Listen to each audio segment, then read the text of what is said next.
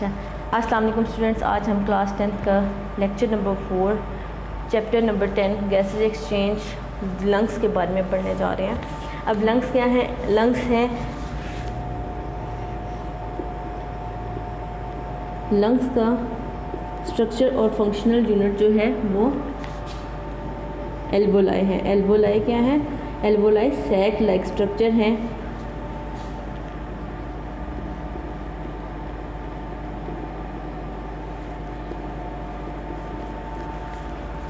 Sac like structure हैं और एक साइड की जो एल्वोलाई हैं, एक साइड की एल्वोलाई मिलके क्या बनाती हैं? लंग। लंग्स जो हैं वो पेड़ में प्रेजेंट होते हैं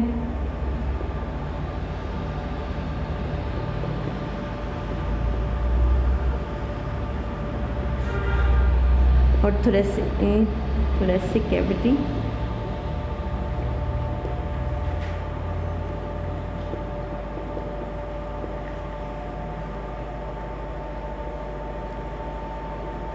और जो चेस्ट वॉल है वो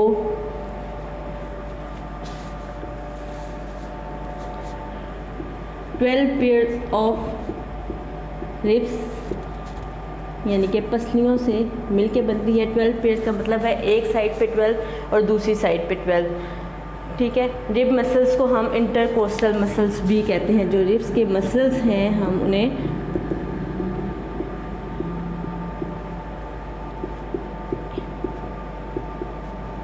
इंटरकोस्टल मसल्स भी कहते हैं।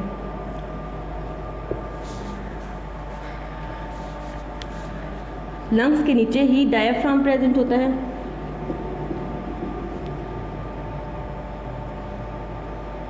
वो डोम शेप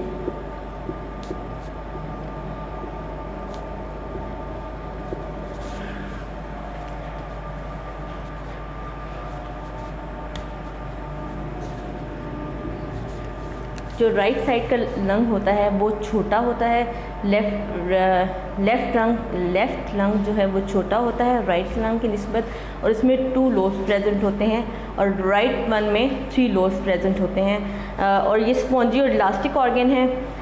इनमें ब्लड वेसल्स, लंग्स में ब्लड वेसल्स भी प्रेजेंट होती हैं जो कि हिस्सा होती हैं पल्मोनरी आर्टरी या ब्रांचेस हैं पल्मोनरी आर्टरी और पल्मोनरी वेंस की। और हर लंग को 2 मेम्ब्रेन्स ने इनक्लोज किया होता है। 2 मेम्ब्रेन्स जो हैं वो इनर प्लूरल मेम्ब्रेन और आउटर प्लूरल मेम्ब्रेन है। जो इन मेम्ब्रेन्स का फंक्शन जो है वो ये है कि वो लुब्रिकेशन प्रोवाइड करते हैं कि कॉन्ट्रैक्ट और लुब्रिकेशन के वो फ्रिक्शन प्रोड्यूस ना हो और एक्सपेंड और इजीली एक्सपेंड और कॉन्ट्रैक्ट कर सकें। इन मेम्ब्रेन्स का फंक्शन जो है वो लुब्रिकेशन प्रोवाइड करना है कि वो लेस फ्रिक्शन प्रोड्यूस करें ड्यूरिंग एक्सपेंड और कॉन्ट्रैक्ट। अब हम इसको रिपीट करते हैं। लंग्स का स्ट्रक्चर और फंक्शनल यूनिट जो है वो एल्वोलाई है। एक साइड की एल्वोलाई जो है वो मिल के बनाती हैं लंग। 2 लंग्स जो हैं वो प्रेजेंट होते हैं पेयर में। चेस्ट वॉल प्रेजेंट होती है। 12 पेयर्स ऑफ रिब होते हैं, यानी कि 12 एक साइड पे टोटल कितने होंगे? 24। रिब्स मसल को हम इंटरकोस्टल मसल भी कहते हैं। लंग्स के नीचे ही डायफ्राम प्रेजेंट होता है जो कि डोम शेप होता है। इसको थिक मस्कुलर स्ट्रक्चर, इसका स्ट्रक्चर जो है थिक होता है। फिर जो राइट लंग है वो बिगर है और इसमें 3 लोब्स प्रेजेंट होती हैं और लेफ्ट में 2 और स्मॉलर है 2 लोब्स प्रेजेंट होती हैं। नेक्स्ट है फिर हम लंग्स जो है उसमें ब्लड वेसल्स भी प्रेजेंट होती हैं जो कि ब्रांचेस हैं पल्मोनरी आर्टरी और पल्मोनरी वेंस की।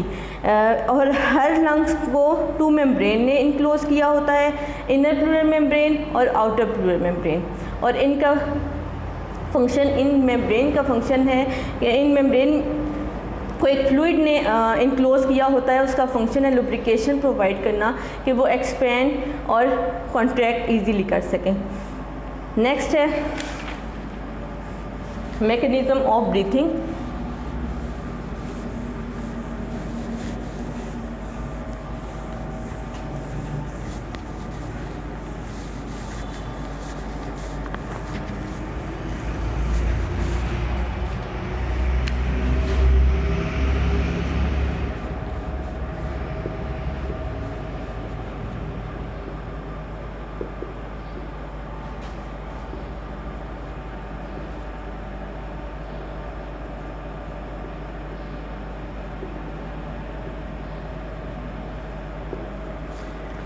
हमने स्टार्टिंग के लेक्चर्स में पढ़ा था कि ब्रीथिंग क्या है। ब्रीथिंग है intake of oxygen,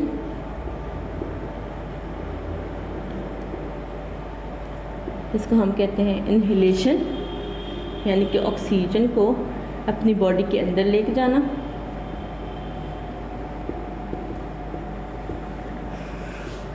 and giving out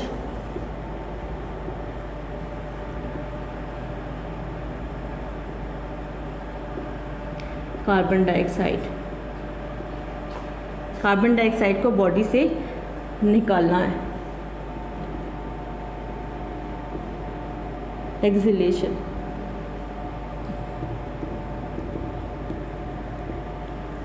इसमें यही टू प्रोसेस इन्वॉल्व होते हैं, इनहेलेशन और एक्सहेलेशन। ठीक है, अब ड्यूरिंग इनहेलेशन क्या होता है, अब हम ये चेक करते हैं।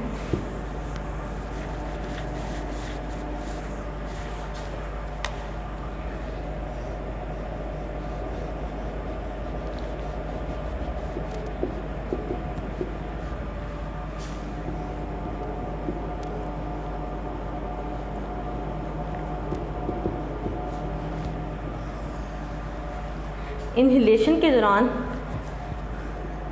रिब्स मसल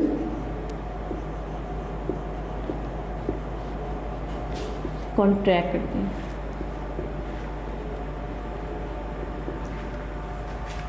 और जो रिब जो होती हैं, रिब्स जो हैं वो रेज्ड हो जाती हैं, यानी कि अपनी पोजीशन से ऊपर को उठ जाती हैं।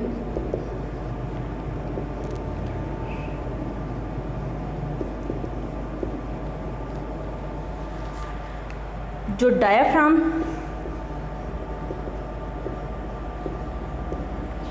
ये इसकी डोम शेप स्ट्रक्चर होता है इसका, ये अपनी डोम स्ट्रक्चर को लूज करके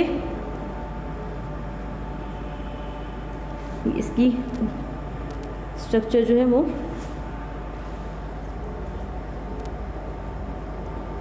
लूज करते हैं स्ट्रक्चर अपना। नेक्स्ट है जो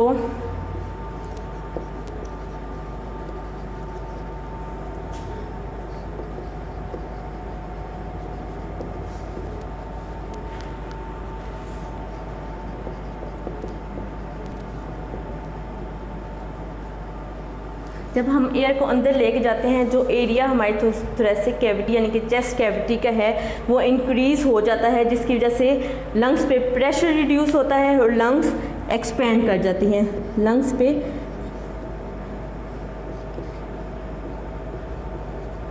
प्रेशर रिड्यूस हो जाता है और लंग्स एक्सपेंड कर जाती हैं।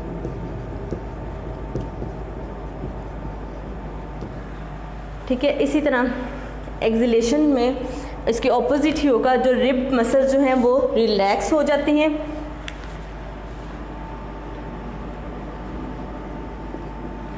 फिर जो रिब्स हैं वो इधर रेस हो रही हैं तो वो अपनी ओरिजिनल पोजीशन पे आ जाएंगी एक्सहेलेशन में, कम बैक टू ओरिजिनल, अपनी असली हालत में वापस आ जाएंगी। डायाफ्राम अपनी शेप बरकरार रखेगा, यानी कि उसका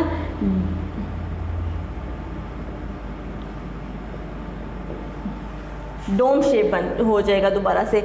नेक्स्ट है area of thoracic cavity increases, इसमें है ये भी अपनी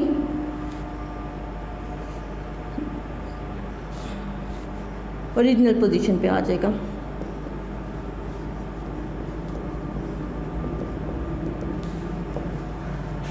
रिब मसल इधर कॉन्ट्रैक्ट कर रहे हैं, इस साइड पे रिलैक्स, इनहेलेशन एक्सहेलेशन में रिलैक्स करेंगे। रिब मसल जहाँ रेस्ट हो रही हैं, एक्सहेलेशन में अपनी ओरिजिनल पोजीशन पे वापस आ जाएंगी। डायाफ्राम यहाँ अपनी शेप बरकरार नहीं रखता और यहाँ पे वो अपनी ओरिजिनल डोम शेप स्ट्रक्चर में वापस आ जाता है। Area of thoracic cavity increase हो जाता है, यहाँ पे ओरिजिनल पोजीशन पे आ जाता है। लंग्स का प्रेशर रिड्यूस होता है, यहाँ लंग्स का प्रेशर इंक्रीज़ हो जाता है। लंग्स एक्सपेंड करते हैं, लंग्स कॉन्ट्रैक्ट करते हैं। और इधर एयर एक्सपेल हो जाती है, यानी कि एयर बाहर को निकल जाती है।